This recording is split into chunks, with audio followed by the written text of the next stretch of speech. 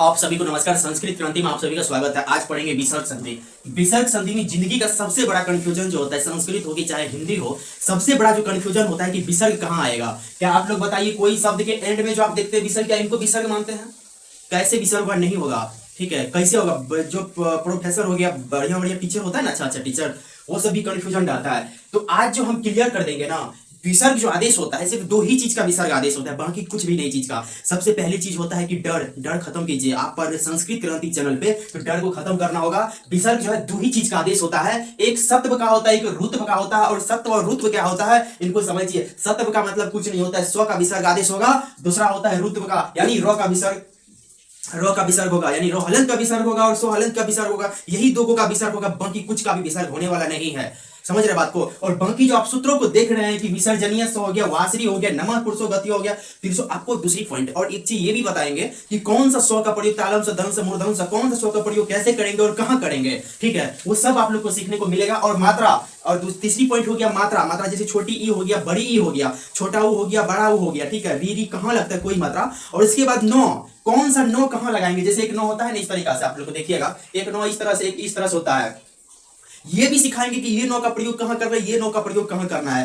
तो घबराना बिल्कुल भी नहीं है। ठीक है, ये जो बताएंगे अभी विसर्ग संधि को कंप्लीट कैसे करना है, ये बहुत इजी है। ठीक है, सबसे पहली चीज, और सत्व विसर्ग संधि यानी स्व को जो आदेश करेगा, विसर्ग को, ये टोटल हो गया। और रुत्व विसर्ग संधि यानी रो को जो आदेश करेगा, रो को जो विसर्ग आदेश करेगा, ये आदेश करेगा। ये सूत्र होता है। सूत्र इतना इजी है ना, विसर्जनीय स्व इतना इजी है कि आप देख के कल्पना लगा सकते हैं। जैसे कि आपको पता है कि नमः और पूरा के बाद जो है कोई भी व्यंजन आ जाएगा, उसमें आप जो है स्व की प्रयोग कर सकते हैं, विसर्ग का प्रयोग कर सकते हैं। तीर के बाद व्यंजन आने पे बहुत सिंपल है, घबराना बिल्कुल नहीं है। आप लोग यहाँ से सत्व का विसर्ग संधि का नोट्स बनाइए, विसर्जनीय स्व बनाइए, वासरी बनाइए। अगर आप वीडियो के एंड तक, मैं यही कहूंगा बार बार कि कुछ भी सब्सक्राइब नहीं इच्छा करने का मत कीजिए, लेकिन एक बार जो है जरूर क्लास देख लीजिएगा। एक बार देखिएगा ना, विसर्ग संधि जो है जिंदगी का बात बता रहे, जिंदगी में कभी कंफ्यूजन नहीं रहेगा। ये आप लोग पे निर्भर करता है कि आप लोग कितना समय दे रहे हैं हमको। अगर आप लोग जितना समय दीजिएगा, यकीन मानिए हम उतना और विस्तार से आप लोग को बताएंगे। कहीं भी भटकने का जरूरत नहीं है। आप लोग यहाँ से इनको डायग्राम बनाइए और ये सभी सूत्र बताएंगे। ठीक है, कहीं भी ये भी आप बेहतर तरीका से इनको नोट्स बनाइए। सत विसर्ग संधि का ये सूत्र हो गया, विसर्जनीय स हो गया, ठीक है, वासरी हो गया, नमः पुरुषो गत्यो, तिरसोंतर से हम इदु। ठीक है, इसके बाद रुत्व वाला बनाइए, स सजुसो रु, फिर उत्व आदेश करने वाला सूत्र अतोरोर पुलुतात अपुलुते। ठीक है, हसी च। आपको ये देखने को मिलेगा सिर्फ प्रोफेसर नेट का एग्जाम में, जा रहा है एग्जाम इधर नहीं मिलेगा। लोकल कोई टीचर इनको पढ़ाता ही नहीं है, मैं इनको लेके आ रहा हूं। ठीक है, पूरा बेसिक से और एडवांस, पूरा नेट तक कोई भी एग्जाम हो गया, बीए हो गया, पीजी हो गया, सीटे, कोई भी संस्कृत में एग्जाम हो गया, डरना और घबराना बिल्कुल भी नहीं है। पूरा आसानी से कंप्लीट करवा देंगे। क्या आप लोग इनका नोट्स बना लिए? इनका पूरा का आप वीडियो रोक के नोट्स बना लीजिए। ठीक है, आइए अब नेक्स्ट टॉपिक समझते हैं। शायद आप लोग को बहुत कम ही ऐसा देखने को मिलेगा, बहुत कम ही मिलेगा इस तरह से आपको जो बताता है कि पूरा कंप्लीट होगा। हिंदी का तौर तरीका को भूल जाइएगा। अगर हिंदी के तौर तरीका से बर्बाद हो जाइएगा। विसर्जनीय स्व होता है, विसर्जनीय स्व सूत्र होता है। ठीक है, ये वृत्ति हो गया, वृत्ति क्या है? खड़ी विसर्जनीय स्व। ये वृत्ति किसने लिखा, सूत्र किसने लिखा, हम थोड़ा सा स्पष्ट करते हैं। सूत्र जो है, जितना भी सूत्र आ जाएगा संस्कृत में, टोटल जो सूत्र लिखेगा पाणिनि लिखेगा। टोटल सूत्र कौन लिखेगा? पाणिनि लिखेगा। कंप्लीट हो गया। जितने भी वृत्ति लिखेगा, जितने भी वृत्ति या वार्तिक लिखेगा, ठीक है, ध्यान रखिएगा, जितने भी वार्तिक लिखा जाएगा टोटल क्या होगा? कात्यायन हो जाएगा। कंप्लीट हो गया, खड़ी विसर्जनीय स्व। अब आइए इनको कैसे समझाते हैं। विसर्ग बहुत देखिए, इनको बढ़िया से नोट्स बना लीजिएगा। अगर विसर्ग देख लीजिएगा, ये विसर्ग है, विसर्ग के बाद खड़ी है ना, खड़ एक प्रत्याहार है। खड़ प्रत्याहार आ जाने पे विसर्ग के जो बाद है, ये स्व आदेश हो जाएगा। आपको पता है, आप सोचते होंगे फिर खड़ क्या है। आप न्यू स्टूडेंट है तो कोई दिक्कत नहीं, आपको खड़ भी समझा देते हैं कि खड़ क्या है। ठीक है, खड़ जो है, खड़ एक प्रत्याहार है। खड़ क्या हो गया? एक प्रत्याहार है। फिर एक सवाल आ गया कि फिर प्रत्याहार क्या है? ठीक है, फिर प्रत्याहार क्या है? तो प्रत्याहार का जो सूत्र होता है, मैं संधि शुरू से बता रहा हूं, ठीक है, तो वहां समझिएगा। प्रत्याहार का जो सूत्र होता है, आदिर अत्यंत संहिता। क्या सूत्र होता है? आदिर अत्यंत संहिता। ठीक है, आदिर अत्यंत संहिता सूत्र होता है, जो कि आदि व अंत को बता देने का नाम ही प्रत्याहार है। और प्रत्याहार का दूसरा डिफिनेशन होता है या परिभाषा होता है, या जो भी कहिए, संक्षिप्तीकरण होता है। ठीक है, संक्षिप्तीकरण होता है। और कोई भी प्रत्याहार को सिद्ध करने के लिए आपको माहेश्वर सूत्र की आवश्यकता होता है। तो महेश्वर सूत्र कितना हो गया, 14 हो गया। महेश्वर सूत्र कितना हो गया, 14 हो गया। तो कोई भी प्रत्याहार सिद्ध करने के लिए महेश्वर सूत्र की आवश्यकता होता है। मैं इसीलिए इनको विस्तार से बता रहा है। मैं मान के चल रहा हूं कि आप नहीं जानते हैं, मैं मान के चल रहा हूं कि आप शुरू से सीख रहे हैं, ठीक है। मैं इसीलिए इनको पूरा विस्तार से समझा रहा हूं ताकि आपको अगर दोबारा आप प्रथम बार ही नोट्स देखेंगे या कभी भी नोट्स देखिएगा तो एक बार में क्लियर हो जाए। इस तरीका से हम आपको बता रहे हैं। जैसे खड़ हो गया, इनको इसीलिए विस्तार से बता रहा हूं ताकि कोई समस्या ही ना हो और ये पढ़ के आप पढ़ा भी सकते हैं, इसीलिए इनको पूरा विस्तार से बता रहा है। खड़ प्रत्याहार हो गया। अब भूलिएगा कि खड़ कहां से निकालेंगे, खड़ में कितना वर्ण होता है। ये जो खड़ के विसर्ग की जो बात आया 100, कौन कौन सा ऐसा वर्ण है जिसमें कि 100 आदेश होगा, विसर्ग आदेश होगा, 100 आदेश होगा। तो देखिएगा हमको तो पता है खड़ में वर्ग का प्रथम और दूसरा वर्ण, 5 वर्ण हो गया। प्रथम वर्ग दूसरा वर्ण, ठीक है, दूसरा वर्ग का दूसरा, उसके बाद तालम दंश मूर्धवंश, हमको पता है। लेकिन आपको नहीं, मैं मान के चलता हूं नहीं पता, उनको लिखते हैं जैसे प्रत्याहार सूत्र से निकालते हैं। सबसे पहली चीज हम प्रत्याहार लिखते हैं, तो नेट उनको ध्यान से सुनिएगा। सॉरी, महेश्वर सूत्र लिखता हूं अ ई उ न, ठीक है। मैं इसीलिए पूरा लिख रहा हूं, तो हम ख से लेके र तक ही सिर्फ लिखते हैं, ये ध्यान रख लीजिएगा। पूरा लिख रहे हैं ताकि आप लोग को कोई कंफ्यूजन ना रहे और प्रत्याहार कहां से निकालते हैं वो भी हम आप लोग को सिखा देंगे। अ ई उ न, ठीक है, पूरा ध्यान से देखिएगा, इनको बार बार देखिएगा, आपको याद भी हो जाएगा प्रत्याहार कैसे। अ ई उ न, री ली क ए औ अंग ऐ औ च ह य व र ट ल न लन य म अंग न म, ठीक है। उसके बाद हो गया आपको झ भ य घ ढ ध, ठीक है, ध ये स। इसके बाद ज ब ग ड द स। इसके बाद ख फ छ ठ ठ, ख फ छ ठ थ, च ट त व हलंत, प प य ससर, ठीक है। इसके बाद हल, मैं इसीलिए इनको पूरा लिया हूं ताकि आपको पूरा अच्छी तरीका से मैं समझा सकूं, ताकि आपको कोई प्रॉब्लम ही ना हो। और महज प्रत्याहार जो है कैसे निकाला जाता है उनको मैं बता रहा हूं, ठीक है। प्रत्याहार में आप एक चीज ध्यान देखिएगा, मुझे खड़ जाना है, खड़, ये ख और र है, तो ख और र है, ख जाना है। पहली चीज ख कहाँ जाइएगा, तो ख तो आपको यही है ना, तो ये सब लिखने की जरूरत नहीं है, मैं लिख रहा हूं ताकि आपको समझ आ सके कि प्रत्याहार को कैसे निकाला जाता है, ठीक है। ये खड़ हो गया और ख, उसके बाद सेकंड क्या है, उसके बाद रो है, तो रो तक जाना है। तो इसमें जितना वर्ण आ गया यानी ख रो में देखिएगा आपको हलंत छोड़ करके इसको भी छोड़ दिया जाता है, काउंटिंग में जो है इनको छोड़ दिया जाता है, लेकिन प्रत्याहार चिन्ह में जो है हलंत वर्ण को लिया जाता है। बात कंप्लीट हो रहा है बात को, ठीक है, बात कंप्लीट हो रहा है। कि आप लोग को महेश्वर सूत्र याद है ना, यहाँ तक कोई समस्या? देखिए इसमें कौन कौन वर्ण आएगा, इसको और विस्तार से बताएंगे, सिर्फ आप लोग देखते रहिएगा। ख फ छ ठ थ च ट त क प य, तो ये तीनों सौ आ गया। ये तीनों जो सौ है आपको, ठीक है, ये जो तीनों सौ है और इसके बाद ये इतना ही वर्ण आ जाएगा इसके अंतर्गत, ठीक है। ये जो इतना वर्ण को देख रहे हैं यही यहाँ पे खड़ है, ठीक है, यही क्या है यहाँ पे, यही क्या है यहाँ पे खड़ है। कंप्लीट हो गया। अगर विसर्ग के पश्चात अगर खड़ आता है यानी इतना वर्ण आता है तो ये 100 आदेश हो जाएगा। कौन सा होगा, कौन सा है ये, दंत सौ है, ठीक है, दंत सौ आदेश हो जाएगा विसर्ग के स्थान पर अगर इतना वर्ण आता है खड़। नहीं समझे ना, कोई बात नहीं है, इनको और हम इसको हटा के यहाँ पे और समझाने का प्रयास करेंगे। देखिए प्रथम बार देख रहे हैं, आप पूरा विस्तार से समझिए। शॉर्ट मुझे भी समझाने आता है, शॉर्ट मुझे भी बताने आता है, बट मैं ये मान के चल रहा हूँ कि शॉर्ट मैं नहीं बताऊंगा। क्यों पता है, क्यों? अगर एक बार आप समझ लीजिएगा तो दोबारा पढ़ने का भी जरूरत नहीं पड़ेगा, जिंदगी बार बार पढ़ने का भी मौका नहीं देगा, दिमाग में रख लीजिएगा, ठीक है। इसीलिए इनको पूरा विस्तार से आप लोग इनका नोट्स बनाइए, ठीक है। इसके बाद आइए खड़ को थोड़ा सा और विस्तार करके हम आपको समझाने का प्रयास करते हैं। कौन कौन सा प्रत्याहार से यहाँ निकला था, आपको तो नोट लिखा होगा, ठीक है, आपको लिखा होगा, मैं लिख रहा हूँ यहाँ पे। इनको पता है कैसे दिमाग में रखना है ना, चुटकी का खेल है, मैं हूं ना, इसको चुटकी में समझाएंगे। तो आइए समझते हैं। ख फ छ ठ, ख फ छ ठ थ, च ट त, ठीक है। उसके बाद वो तो नहीं होगा, वो आप हेडिंग देख लीजिएगा, वो लिख देता हूँ, इनको छांट देते हैं। उसके बाद क प य, ठीक है। उसके बाद ये तीनों सौ आ जाएगा, ये तीनों सौ आ जाएगा, बस ख से र, ठीक है, इन तीनों वर्णों को नहीं लिया जाएगा। अब एक चीज ध्यान रखिएगा, जैसे कि क है, ठीक है, आप एक चीज देखिएगा, 5 वर्ण लेने का प्रयास करते हैं। इनको याद, मतलब याद नहीं, समझिए, याद नहीं, इसको समझा रहे हैं, ठीक है। जैसे कि क है, इसके बाद देखिए आप क लिख लीजिए, ये पहली वर्ण। उसके बाद देखिए, इसके बाद देखिए क्या है, क के बाद जो है आप चौ है, जो चौ को लिख दीजिए, उसके बाद टो है, टो लिख दीजिए, उसके बाद तो है लिख दीजिए, उसके बाद को कोई वर्ण को जो पहली वर्ण है ना, जैसे पहली वर्ण देख रहे हैं क्या हुआ है, पांच को पहली वर्ण है, पांचों को आप लिख दीजिए, कोई समस्या नहीं है ना। जैसे को किसी को आप पहले लिख सकते हैं, जैसे कि को हो गया, टो हो गया, किसी को लिख दीजिए पहली वर्ण को। मैं याद करने का नियम समझाने का बता रहा हूँ। इसके बाद देखिएगा यहाँ पे ख मिलेगा, फ मिलेगा, छ मिलेगा, ठ मिलेगा, थ मिलेगा। तो इसी का क्या कीजिए, सेकेंड वर्ण लिख दीजिए यहाँ पे, ख को ख, चो ठो, टो सॉरी चौ का क्या होगा, चो छ हो जाएगा, और फिर टो का क्या हो जाएगा, ठो हो जाएगा, तो का क्या होगा, तो थो हो जाएगा, ठीक है, थो। अब पो का क्या हो जाएगा, बो हो जाएगा। अब बताइए क्या हो जाएगा, पो सॉरी बो नहीं होगा, पो फो हो जाएगा, वही सोच रहे थे ये कहां से आ गया, बो कहां से आ गया।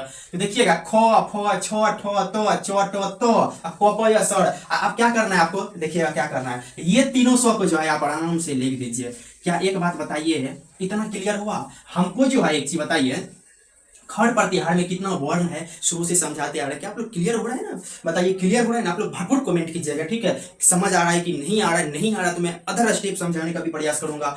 ख इसके बाद को खो, चो छो, टो ठो, तो थो, पो फो, यानी 5 वर्ग होता है, 5 वर्ग होता है, ये वर्ग है, यानी वर्ग का प्रथम और दूसरा वर्ण को ले लेना है। उसके बाद ये 3 को 100 हो गया, ठीक है, ये तीनों 100 का आगे आपको और नियम बताएंगे, ठीक है, आगे और नियम बताएंगे। इतना तो आपको क्लियर हो गया ना। एग्जाम्पल पे भी मत जाइए, अभी एग्जाम्पल पे मत जाइए, पहले इनका बेसिक समझिए। 20 से 30 मिनट ही लगेगा, बेसिक समझिए, ठीक है, पूरी जिंदगी का समय नहीं मांग रहे, 20 से 30 मिनट लगेगा, 20 से 30 मिनट में इनको कंप्लीट कर लेना है। क्या क्लियर हुआ, क ख चो छ टो ठो, यानी 5 वर्ग होता है, कितना होता है, 5 वर्ग। और वर्ग का जो 5 वर्ग का जो है समझिएगा, दूसरा पहला और दूसरा, पहला और दूसरा वर्ण को ले लेना है, ठीक है, पहला और दूसरा वर्ण को 5 वर्ग का लेना है। ये तीनों स्व को जो है यहाँ पे चिपका दीजिएगा। कोई समस्या हुआ, इतना बेसिक से समझा रहा है, बेसिक से समझिएगा, ठीक है। जो संस्कृत के छात्र होगा, जिनको नहीं मिल रहा होगा संस्कृत कैसे पढ़े, तो उनके पास संस्कृत का ये लिंक भेज दीजिएगा कि यहाँ से पढ़ाई करना है, कोई समस्या ही नहीं होगा।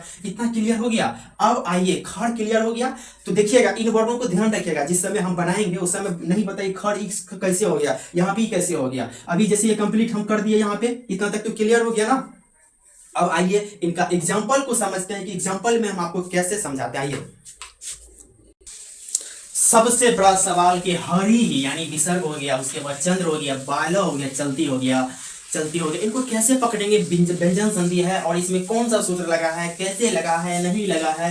बस आप 2 मिनट इनको ध्यान से देखिएगा, बस 2 मिनट देखिएगा, पकड़ने के इनको नियम बता रहे हैं। ये बताइए, चो आपको मिल गया, विसर्ग मिल गया, यहाँ पे अ ए उ कुछ भी नहीं ध्यान देना, बस यहाँ पे विसर्ग को ध्यान देना, ठीक है। विसर्ग, यही विसर्ग जब अंतिम में रहता है तो आप लोग मत सोचेगा कि ये अंतिम में यही विसर्ग हो जाएगा, ये सब नहीं सोचेगा, अंतिम में विसर्ग नहीं, दूसरे वजह से विसर्ग आता है, ठीक है। और यहाँ पे जो आप विसर्ग को देख रहे हैं, यही विसर्ग को जो है सो आदेश, सो हलंत आदेश करता है, ठीक है, सो हलंत आदेश करता है। ध्यान से बस सुनते चलिएगा। ये जो आप चौ को देख रहे हैं, क्या खड़ का चौ नहीं है, हम आपको बताए थे 5 वर्ग होता है, या तो फिर 5 वर्ग का पहला और दूसरा वर्ण आ जाएगा। क्या चौ पहला वर्ण है, चौ क्या है, पहला वर्ण है, चो आ गया, चो आ गया, कोई दिक्कत। तो क्या आप लोग अब यहाँ से क्या कीजिएगा, आप लोग आप बताइए, यहाँ से आप क्या कीजिएगा, इनको आप ऐसे कर दीजिएगा ना, बता रहे आपको, हरीश, ठीक है, इसके हरीश धन चंद्र, ठीक है, ऐसे कीजिएगा आप लोग, हरीश।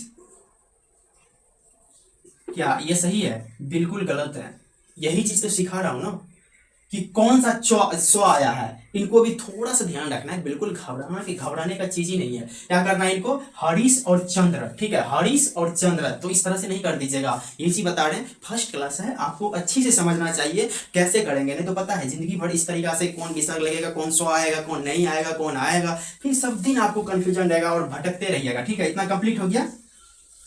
तो एक चीज बताइए, यहाँ पे जो ये स्व को देख रहा है, ये क्या है, अस्तो है। इसके बाद ये को देख रहे हैं, क्या है, अश्चु है, अश्चु है। चलिए एक बात बताइए, अस्तो और अश्चु जो है आप नहीं समझे होंगे, विसर्ग सॉरी व्यंजन संधि में जो है हम पहले अश्चुत्व संधि को ही पढ़ाए हैं, आप जाके वहां देख लीजिएगा, वहां पे पढ़ा चुके हैं अश्चुत्व संधि सॉरी अष्टुत्व, और दूसरा पढ़ाए अश्चुत्व, तीसरा पढ़ाए जसत्व, चौथा पढ़ाए चरत्व, पांचवा पढ़ाए अनुनासिक, छठा पढ़ाए हैं अनुस्वार, सातवां पढ़ाए परस्वर, आठवां पढ़ाए पूर्व स्वर, नौवां पढ़ाए, इस तरीका से आप लोग जो है देख लीजिएगा, वहां पे 12 टॉपिक व्यंजन में कंप्लीट करवा चुके हैं। तो आइए यहाँ पे अस्तो और अष्टु में आप लोग को यहाँ कंफ्यूजन नहीं होगा, मैं विश्वास कर रहा हूँ आप लोग प्रथम क्लास से देख ही होंगे विसर्ग संधि के कितना। पहले आप एक एग्जांपल को समझ लीजिएगा तो फिर दूसरा एग्जांपल आसान हो जाएगा, ठीक है। अस्तो हो गया, देखिएगा ये स्व जो है, ये स्व दोनों को अभी बाहर निकालते हैं। ये स्व को क्या होता है, ये स्व को क्या होता है, ये स्व आदेश आदेश करता है समस्त पद बनाने में। समस्त पद जब बनाएंगे तो ये स्व आदेश करता है, इन चीज को ध्यान रखिएगा, ये स्व आदेश करता है। यही चीज तो हम व्यंजन संधि से स्वर संधि से जो है चीज को बता रहे हैं पूरा क्लियर करके कि इस तरह से पढ़ना है, इस तरह से पढ़ना है, तो आसान हो रहा है ना। मान लीजिए जैसे आप देखिए हरीश, अब ऐसे आ जाएगा, ठीक है, हरीश चंद्र, ठीक है, हरिश्चंद्र, बताइए इस तरह से बनेगा। उस तभी जो स्वर लिखे तो उस तरीका से नहीं होगा, ये स्वर लगेगा, ठीक है। और कैसे लगेगा, इनको इतना तो कंप्लीट हो गया, कंप्लीट हो गया ना, कंप्लीट हो गया। अस्तु और अश्चु आता है, यानी अश्चुत्व संधि का सूत्र लगता है, ठीक है। एक होता है अश्रुत्व, इतना कंप्लीट हो गया। इनको नहीं हुआ तो वीडियो को फिर से थोड़ा सा बैक करके देखिएगा, ठीक है। वॉइस को, मेरा वॉइस को समझने का प्रयास कीजिएगा। अब आइए सेकेंड एग्जाम्पल को समझते हैं, कोई परेशानी नहीं होगा। अब इसको कैसे पकड़ना है, फिर इनको कैसे पकड़ना है, घबराना तो बिल्कुल नहीं है, इनको भी सिखा देंगे कैसे पकड़ना है, ठीक है। इनको समझना है, जैसे बालह, बालह प्लस चलती है ना, बालह प्लस चलती है ना, इनको कैसे समझेंगे कि विसर्ग संधि है। तो ये आपको एक बात बताइए, यहाँ पे आ रहा है, ये स्व लिख दीजिए, कोई दिक्कत नहीं है, जो है आप निकाल लीजिए, बिल्कुल सही बात है। इनके स्थान पे ये आदेश हुआ, तो फिर बालस चलती मत कर दीजिएगा, बालस चलती बिल्कुल नहीं करना है। फिर यहाँ पे व्यंजन संधि का सूत्र लगता है, बोल रहे ना, बता रहे ना बार बार, सूत्रों को ध्यान रखना है, कंप्लीट हो जाएगा, सूत्रों को ध्यान रखना है। कोई पता है, कोई बाहर से सिखाने नहीं आएगा, अगर बार बार फंसिएगा तो एग्जाम में अगर कोई समस्या होता है तो फिर इस तरह से समस्या दिक्कत हो जाएगा, ठीक है। ये सब क्या हो गया, अस्तो है, ठीक है, ये अश्चु है, ठीक है। इनको भी जैसे ये दोनों कंप्लीट करेंगे, अस्तो और अश्चु को यहाँ पे 2 मिनट हम बता देंगे, ठीक है, ताकि आप लोग को और समस्या नहीं हो। नहीं तो आपको जो है विसर्ग संधि का पार्ट 1 में लिंक डाल देंगे, ठीक है। विसर्ग व्यंजन संधि का पार्ट 1 में जो हम बताए थे अस्तु अस्तु, इसका लिंक डाल देंगे, ठीक है। आप लोग पार्ट 1 को व्यंजन संधि का देख लीजिएगा तो और आसान हो जाएगा। तो ये अस्तो है, तो ये स्व को क्या आदेश हो जाएगा, ठीक है, समस्त पद में ये स्व आदेश हो जाएगा, ठीक है। ये स्व आदेश क्या हो जाएगा, ये स्व आदेश हो जाएगा, ठीक है। अब क्या बन जाएगा, बाल चलती, बालस चलती, ठीक है। इस तरह से हम आपको व्यंजन जो अभी बताए थे व्यंजन संधि का अच्युत वाला सूत्र हम इसमें आपको दे देंगे, ठीक है। बालस चलती बन गया, ये क्या है, विसर्ग हो गया, ठीक है। फिर जब इसको विग्रह करेंगे तो ध्यान रखिएगा, जब इसको विग्रह करेंगे ये स्व को जो देख रहे हैं तो ये स्व बन जाएगा विग्रह में। समस्त पद में क्या होता है कि ये स्व को ये स्व आदेश करता है, समस्त पद में, विग्रह में ये स्व आदेश करता है। खुद ही समझ रहे हैं, यहाँ पे ये स्व, यहाँ पे ये समस्त पद में देखिएगा, इसी बता रहे हैं, लिख देते हैं। समस्त पद में जो है आपको ये स्व मिलेगा, ठीक है। और विग्रह में जो है, विग्रह में जो आपको ये स्व मिलेगा, ठीक है। विग्रह में आपको ये स्व मिलेगा, समस्त पद में ये स्व मिलेगा इसमें, ठीक है। अब आइए और एग्जांपल को समझते हैं ताकि और आसान हो सकता है। आप लोग कमेंट में बताइएगा कि समझ पा रहे हैं कि नहीं समझ पा रहे हैं। इसमें और सारा नियम बताएंगे, ठीक है। अभी आप लोग को कम ही नियम बता रहे हैं, ठीक है। तो इसमें इतना सारा सूत्र है कि आप लोग को दिक्कत होगा, जब बुक पढ़ते होंगे तो आप लोग को समस्या आता होगा। मैं चाह रहा हूँ कि पूरा समस्या को खत्म करना, ठीक है। कोई समस्या ही नहीं, जब आप पढ़ाई कर रहे हैं तो फिर समस्या आ रहा है तो फिर प्रॉब्लम है। इसका अर्थ हो कि आप, अर्थ होता है कि आप पढ़ाई नहीं कर रहे हैं। तो पढ़ाई को कैसे मजबूत बनाना है, ठीक है, पढ़ाई को कैसे बेहतर बनाना है। जैसे कि आप देखिए यहाँ पे, जैसे कि आइए इस टॉपिक पर आइए, जैसे विसर्ग हो गया, ठीक है। विसर्ग का स्वादेश होता है, विसर्ग का स्वादेश कैसे हो गया, कौन से सूत्र से हो गया, विसर्जनीय स्व से हो गया, ठीक है। ये चौ हो गया, चौ, ठीक है, ये चौ हो गया। तो सूत्र आपको पता है, अस्तु अश्चु, अस्तु अश्चु, अस्तु अश्चु। चलिए इनको सूत्र लिखिए देते हैं। इसका सूत्र होता है, इनका सूत्र होता है अस्तो अश्चु नाश्चु। इनका सूत्र क्या होता है, अश्चु अश्चु नाश्चु। ये सूत्र क्या करता है, अस्तो को अश्चु आदेश करता है, अस्तो को अश्चु आदेश करता है। ये सो हो गया, ये सो हो गया, दोनों बाहर आ गया, तो का टोटल वर्ण आ जाएगा, इसके बाद चौ का टोटल वर्ण आ जाएगा। इनको स्व को ये स्व को ये दंत स्व को ये तो स्वादेश करेगा, इसके बाद तो को इस तरह से आदेश करेगा। आपको व्यंजन संधि में कंप्लीट करवा चुके हैं, तो यहाँ बताने का हमें लगता है कि कोई नहीं है, क्योंकि समय व्यर्थ करना। और आपको जब उसमें कंप्लीट करवा चुके हैं तो आप लोग बार बार रिवाइज करके कंप्लीट कर सकते हैं। तो ये स्व को क्या आदेश हो जाएगा, सॉरी ये स्व हो जाएगा, ठीक है, ये स्व हो जाएगा। तो क्या हो जाएगा, तपस धन चिनौती, तपस धन चिनौती, ठीक है। ये क्या होगा, ठीक है, एक साथ मिल जाएगा, तपस चिनौती। सब बड़ा सवाल है, क्या आप लोग कंप्लीट होगा। और पता है वीडियो जो कितना हम क्लास का टाइमिंग रखेंगे, 30 मिनट रखेंगे, 35 मिनट रखेंगे, 20 मिनट रखेंगे, जितना रखेंगे आप लोग पे निर्धारित है कि आप लोग निर्धारित कीजिए कि कितना मिनट तक का हम क्लास लें, ताकि आप लोग को कोई समस्या नहीं हो, ठीक है। आशा करता हूँ कि आप लोग इतना समझ गए होंगे। और इनका पार्ट 2 लाएंगे, ठीक है, पार्ट 2 लाएंगे। उसमें फिर देखिएगा यहाँ पे जो अगर टो आएगा तो फिर टो को कैसे करना इनका आपको बताएंगे। या खड़, ये सब कोई परेशानी तो नहीं है, खड़ वगैरह तो आप लोग समझ गए होंगे। फिर खड़ आने पे विसर्ग का स्व हो जाएगा। इतना तक आज कंप्लीट करना है कि खड़ आने पे। और खड़ क्या होता है, आपको एक झलक हम देख चुके हैं, ठीक है। खड़ का विस्तार से भी बता चुके हैं, और विसर्ग के पश्चात आपको खड़ आने पे स हो जाता है। इतना क्लियर हो गया, ठीक है। आप लोग सब्सक्राइब भी कर लीजिएगा इस चैनल को। चैनल का नाम ही संस्कृत क्रांति, और जब तक क्रांति न लाएंगे संस्कृत में तब तक छोड़ेंगे नहीं, ठीक है। तो आप लोग ठीक है समझ गए होंगे। मिलते हैं आपको पार्ट 2 में, व्यंजन विसर्ग संधि का पार्ट 2 में मिलते हैं।